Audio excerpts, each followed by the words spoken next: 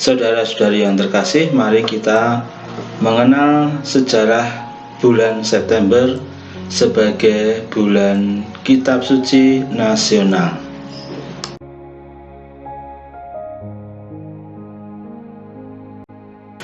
Bulan September biasanya Gereja Katolik Indonesia memasuki bulan Kitab Suci Nasional.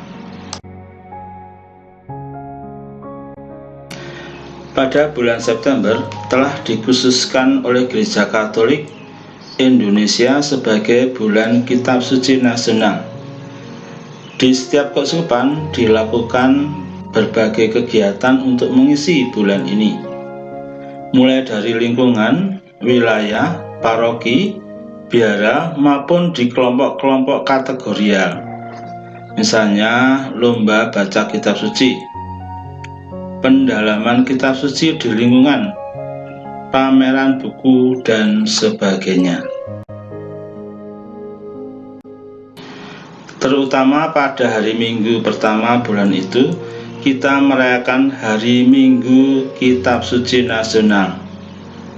Perayaan Ekaristi berlangsung secara meriah.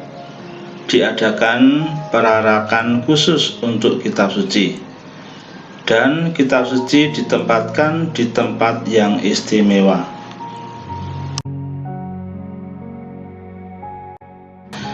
Saudara-saudara terkasih, sejak kapan tradisi bulan Kitab Suci Nasional ini berawal? Lalu untuk apa kegiatan-kegiatan pada bulan Kitab Suci ini? Untuk mengetahui latar belakang diadakannya BKSN ini, kita perlu menengok kembali Konsili Vatikan II. Salah satu dokumen yang dihasilkan oleh Konsili Vatikan II yang berbicara mengenai kitab suci adalah Dei Verbum. Dalam Dei Verbum, para konsili atau bapak konsili menganjurkan agar jalan masuk menuju kitab suci dibuka lebar-lebar bagi kaum beriman. Usaha ini sebenarnya sudah dimulai sebelum Konsili Vatikan II, dan Gereja Katolik telah selesai menerjemahkan seluruh kitab suci, baik Perjanjian Lama maupun Perjanjian Baru. Namun, Konsili Vatikan II menganjurkan agar diusahakan terjemahan kitab suci ekumenis, yakni terjemahan bersama oleh Gereja Katolik dan Gereja Protestan. Mengikuti anjuran Konsili Vatikan II ini, Gereja Katolik Indonesia mulai meninggalkan terjemahan Perjanjian Lama dan Perjanjian Baru yang merupakan hasil kerja keras para ahli Katolik dan memulai kerjasama dengan Lembaga Alkitab Indonesia. Konsili juga mengajak seluruh umat beriman untuk tekun membaca kitab suci. Bagaimana jalan masuk itu dibuka? Pertama-tama dengan menerjemahkan kitab suci ke dalam bahasa setempat, dalam hal ini bahasa Indonesia. Dengan demikian, mulailah pemakaian kitab suci terjemahan bersama yang merupakan terjemahan resmi yang diakui baik oleh Gereja Katolik maupun gereja-gereja Protestan di Indonesia. Yang membedakan hanyalah kitab-kitab Deuterokanonika yang diakui termasuk dalam kitab suci oleh Gereja Katolik, namun tidak diakui oleh gereja-gereja Protestan.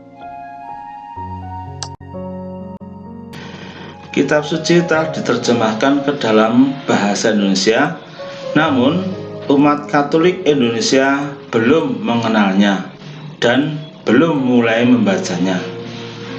Mengingat hal itu, Lembaga Biblika Indonesia yang merupakan lembaga dari KWI untuk kerasulan kitab suci mengadakan sejumlah usaha untuk memperkenalkan kitab suci kepada umat dan sekaligus mengajak umat untuk mulai membaca kitab suci. Hal ini dilakukan antara lain dengan mengemukakan gagasan sekaligus mengambil prakarsa untuk mengadakan Hari Minggu Kitab Suci secara nasional. LBI mengusulkan dan mendorong agar keuskupan dan paroki-paroki seluruh Indonesia mengadakan ibadat khusus dan kegiatan-kegiatan sekitar kitab suci pada hari Minggu tertentu. LBI telah 2 kali mencobanya. Yang pertama pada tahun 1975 dalam rangka menyambut terbitnya Alkitab Lengkap Ekumenis. LBI menyarankan agar setiap paroki mengadakan misa syukur pada bulan Agustus. Bahan-bahan liturgi dan saran-saran kegiatan yang dapat dilakukan beberapa bulan sebelumnya dikirim ke keuskupan. Percobaan kedua dilakukan pada tahun 1976.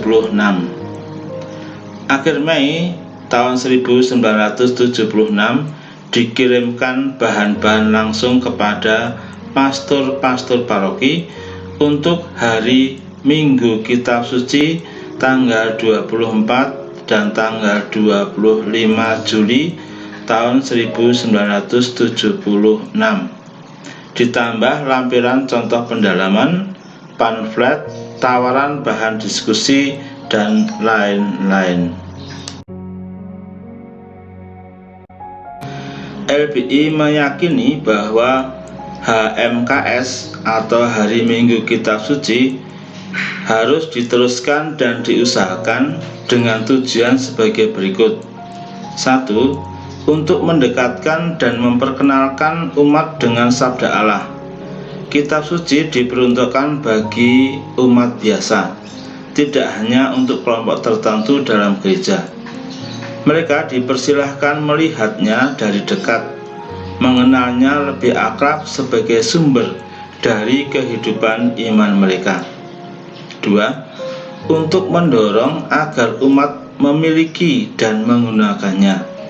Paling sedikit, setiap keluarga mempunyai 1 kitab suci di rumahnya. Dengan demikian, umat dapat membacanya sendiri untuk memperdalam iman kepercayaannya sendiri. Dalam Sidang Mawi 1977, para uskup menetapkan agar 1 hari Minggu tertentu dalam tahun gerejani ditetapkan sebagai Hari Minggu Kitab Suci Nasional. Akhirnya ditetapkan hari Minggu yang dimaksud adalah hari Minggu pertama bulan September.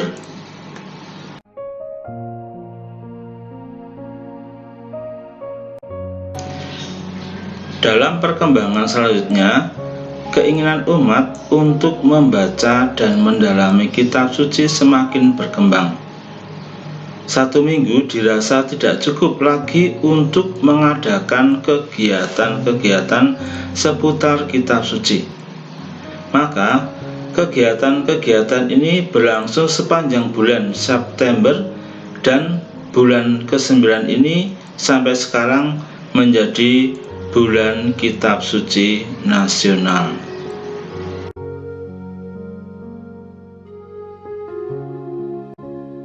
Demikian penjelasan mengenai sejarah singkat bulan September sebagai bulan Kitab Suci. Terima kasih, berkah dalam.